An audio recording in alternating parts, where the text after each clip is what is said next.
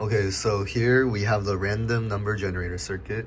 So for this project, we got these pieces in a kit in a random number generator, and then using our soldering skills, we soldered all the pieces into the circuit. Okay, so to first turn this on. So since it's a random number generator, it has like values it can randomly generate from 1 to 6, and then it happens every time you press this button. So first we have 2 here, now we have 1, we have 5 now, 5 again, 6 this time, 1, 2, 5, 6, 5, 4, 1, 1,